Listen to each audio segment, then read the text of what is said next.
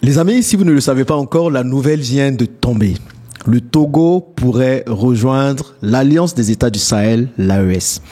Après le Tchad, qui avait aussi émis la même volonté de rejoindre l'AES, c'est le tour du Togo.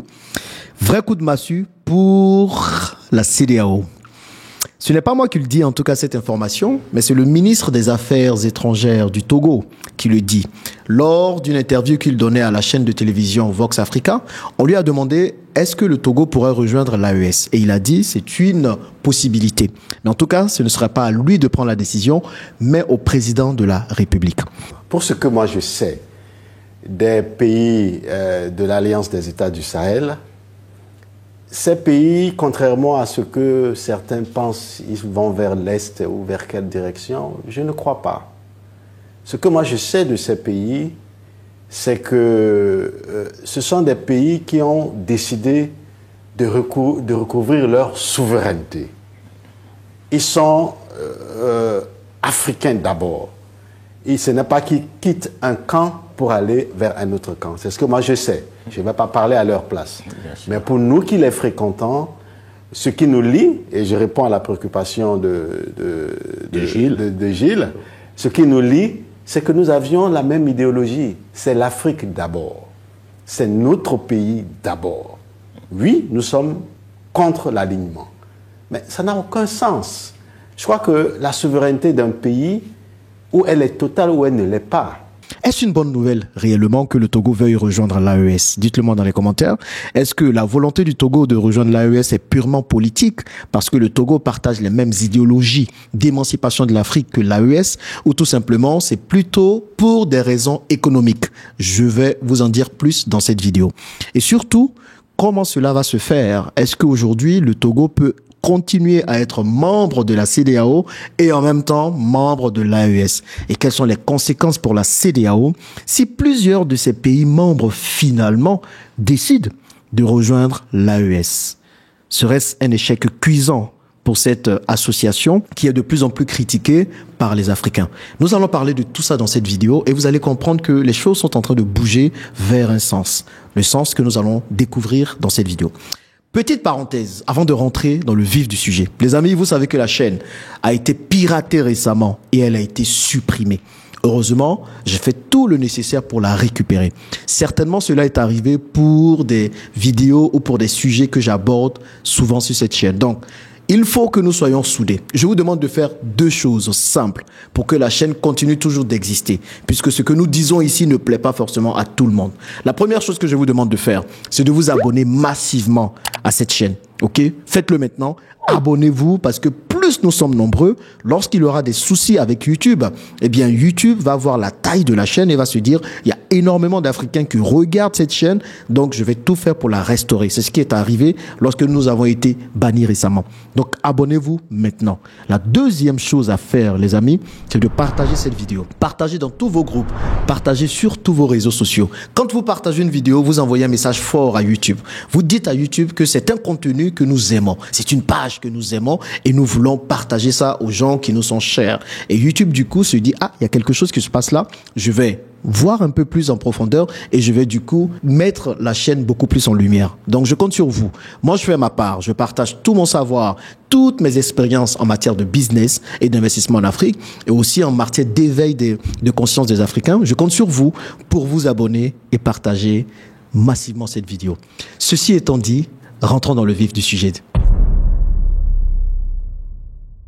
Bonjour et bienvenue sur la chaîne. Je m'appelle Jean-Yves Bragbo. Moi, je suis multi-investisseur en Afrique, principalement. Donc, je parle de comment bien investir en Afrique pour réussir en Afrique et gagner de l'argent, parce que l'argent est important pour tout. Donc, si c'est une thématique qui vous intéresse, deux choses simples, je l'ai déjà dit, abonnez-vous et puis partagez cette vidéo. Donc, aujourd'hui, le Togo veut rejoindre l'AES. Est-ce une bonne nouvelle? Dites-le moi dans les commentaires, selon vous. Est-ce vraiment une bonne nouvelle? Bon, ce n'est pas une nouvelle étonnante pour moi.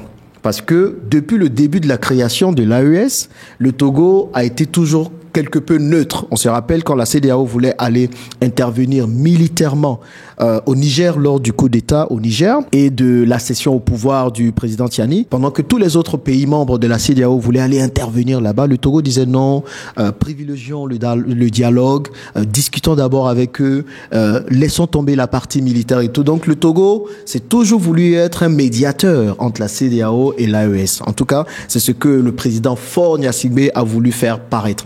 Donc ce n'est pas une surprise qu'aujourd'hui le Togo veuille rejoindre l'association, l'AES, l'Alliance. Donc ce n'est pas une surprise pour moi.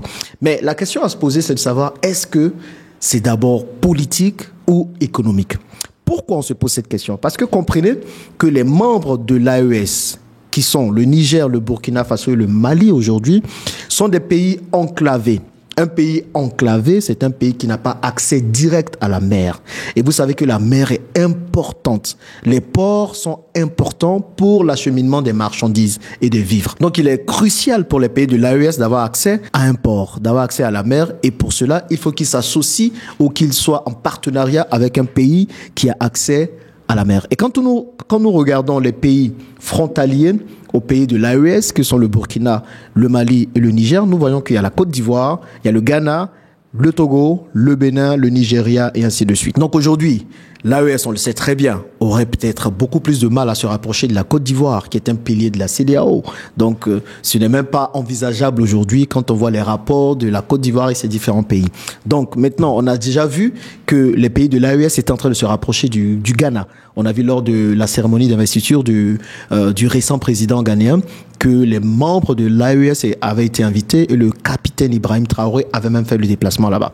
Donc aujourd'hui, la volonté du Togo de se rapprocher de l'AES, pour moi, est aussi économique. Parce que lorsqu'un pays a un port et qu'il dessert d'autres pays, qu'il achemine les marchandises vers d'autres pays, forcément, il taxe ce pays-là. Donc il y a une vraie volonté économique pour le Togo de se rapprocher de l'AES. Et quand on demande au ministre des Affaires étrangères togolais, pourquoi aujourd'hui le Togo rejoindrait l'AES, il a donné une réponse pendant son interview quelque peu intéressante. Pour lui, ce serait la décision du président Faure Gnassingbé Eyadema de rejoindre l'AES. Mais au-delà de ça, il dit quelque chose d'intéressant. Il dit, demandez aux populations togolaises si le Togo veut entrer dans l'AES. Vous allez voir leur réponse. Est-ce qu'on peut imaginer le Togo rejoindre l'AES? Pour moi, ce n'est pas impossible, mais c'est la décision du président de la République, d'abord, et c'est la décision également du Parlement togolais. Nous avions des institutions togolaises, nous avions la présidence de la République, comme vous le saviez aujourd'hui. Nous mutons vers la 5e République, nous avions le Parlement. Si le Parlement décide que le Togo puisse rejoindre les pays de l'AES, pourquoi le Togo ne le ferait pas? On le fera. Mais je vais vous surprendre. Demandez aux populations togolaises, les Togolaises et les Togolais lambda, si le Togo veut rentrer dans l'AES, vous allez voir leur réponse. Je vous dirai qu'ils vous diront oui. Je vous dirai qu'elles vous diront oui.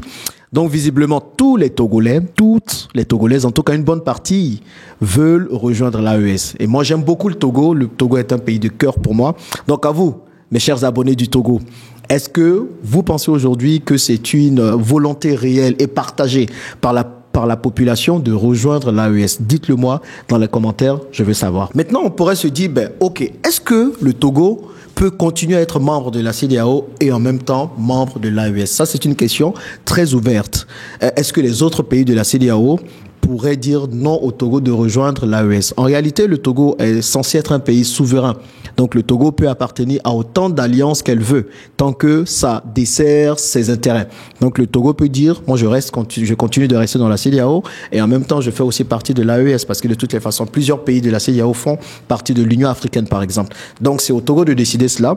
Maintenant, est-ce que les autres pays de la CEDEAO se diront, non, c'est pas possible, faut pas le faire idéologiquement, ça ne va pas, ça va plutôt desservir la CEDEAO. Donc ça, ce sont des questions qui pourront revenir derrière, mais c'est possible. Est-ce que le Togo peut décider de quitter la CEDEAO pour rentrer dans l'AES? C'est totalement possible. On a vu que le Mali, le Niger et le Burkina Faso l'ont fait. Et donc, du coup, c'est aussi possible pour le Togo. Maintenant, que va devenir la CEDEAO? Parce que nous voyons que plusieurs pays de la CEDEAO, finalement, plusieurs, on a le Tchad, on a le Togo aujourd'hui, mais je sais qu'il y a plusieurs autres pays qui y pensent, mais qui ne peuvent pas l'afficher ouvertement, se disent que peut-être qu'on devra rejoindre l'AES finalement. Donc, on voit finalement que la CEDEAO pourrait disparaître ou pourrait être revue. Et j'espère que les dirigeants de la CEDEAO sont en train de penser à un remaniement de cette organisation qui visiblement ne répond plus aux attentes des Africains. Parce que plusieurs Africains, je ne suis pas le seul à le penser, se disent que la CEDEAO ne défend plus leurs intérêts et qu'il est temps pour la CEDEAO peut-être de disparaître ou de tout simplement se muter, se métamorphoser pour être plus du côté des Africains plutôt que du côté des autres puissances qu'on connaît. Et entre-temps, la CEDEAO a décidé de discuter avec le Mali pour finalement amorcer le départ du Mali de la CEDEAO. Il y a une lettre qui a été communiquée, une lettre qui a été envoyée au Mali pour dire il est peut-être temps que vous partiez maintenant. Et cette lettre-là, on va la voir dans une autre vidéo. Je vais avoir votre avis, les gars. Est-ce que vous pensez réellement, finalement, que c'est une bonne nouvelle que le Togo puisse rejoindre l'AES? Je veux savoir ce que vous en pensez. En tout cas, les amis, je ne sais pas si, comme moi, vous êtes content et fier de faire partie de cette génération et de voir ce nouveau vent d'indépendance qui est en train de souffler sur l'Afrique. En tout cas, moi, je le suis. Et peut-être que finalement, la CEDEAO pourrait disparaître pour faire place à l'AEA, l'Alliance des États de l'Afrique. Qu'est-ce que vous pensez de tout ça? Dites-le moi dans les commentaires et on se dit à bientôt dans la prochaine vidéo.